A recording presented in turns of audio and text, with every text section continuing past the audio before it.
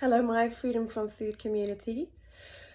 I could sit here and give you 100 different ways to stop binging and stop purging and stop restricting and stop yo-yo dieting and stop over-exercising. We could discuss strategies all day long for the Easter weekend, which may be even trickier time because it's holidays, you're with family, cooking lovely food and having chocolate available just all over as much as you can see. I'm not going to do that because I want you to take on board that it's not about the food.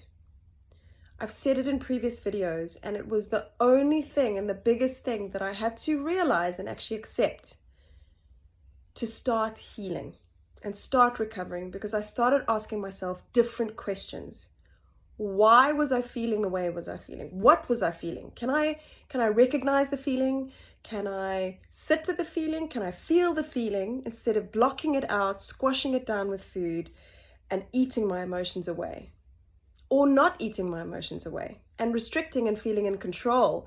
Can you be in control of your life? That's an illusion. We can never ever be in a 100% control of our lives. If you think of yin and yang, the sort of the black and white Chinese symbol, there is a dot of chaos within order, and there is a dot of order within chaos. I really had to struggle with that, and I really was challenged by that, and now I live by that. And I'm okay when there's chaos because I know that there's order, and this helps me with my food choices. I'll give you an example of a client I'm working with who said, I've gone from bulimia and I'm not purging anymore, which is fantastic. Her health is a whole lot better, and so are her hormones. But now she's stuck in a whole nother world of binging, so binge eating disorder, and she doesn't know what to do and how to stop it. First of all, she can see that there's a cycle, that for 2 weeks she's pretty good, and then for 2 weeks it kind of goes off the boil. Think about what I said about hormones. You have a higher metabolism in the second 2 weeks of our cycle. So you require more calories just to survive and breathe in and breathe out and just lie on the couch all day. So you get more hungry and your appetite goes up, which then I understand what you reach for something more, but I know what we like. When you reach for something more, it doesn't just be that little thing or that extra portion. It ends up being a big portion. It ends up being binging, and it ends up you feeling horrendous afterwards. So I was asking her some questions around, is she eating and it's having her feel positive, i.e. you need that food and she's enjoying it, or are you eating and getting a negative response? So are you feeling bad afterwards? And obviously she said it was the latter. So we went a little deeper, and I said to her, okay,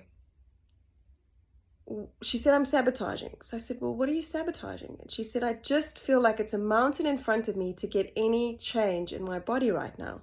So we spoke about little ways that she could increase calorie burning, which is not necessarily exercise, but literally walking her dog an extra 5 minutes in the morning and in the evening to get her moving more, which would burn more calories. So just the smallest of things.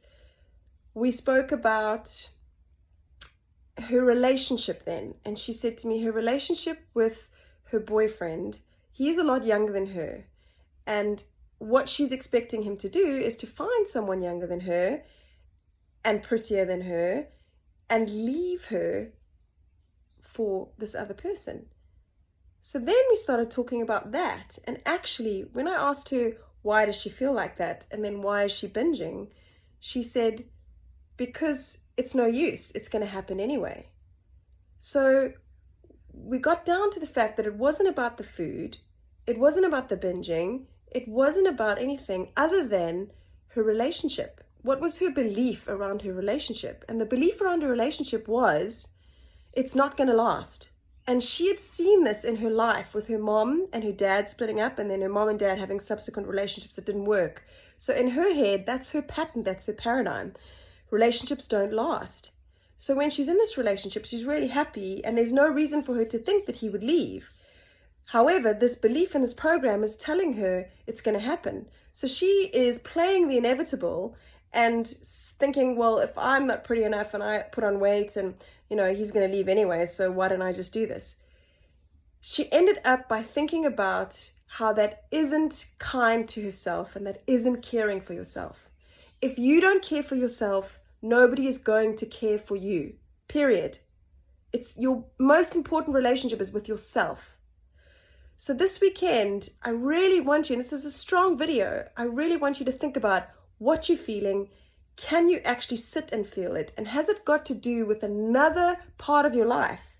Your career, achievements, your relationship, your money, finances. Are you reaching for the food or not reaching for the food because of beliefs that are running around achieving, running around what a relationship is, running around self-image, running around what society expects? Think about it and, comment below if you have anything to share. Otherwise, I'm happy to pick up the phone and connect with you anytime. So, happy Easter, and I'll see you on the next one. Bye.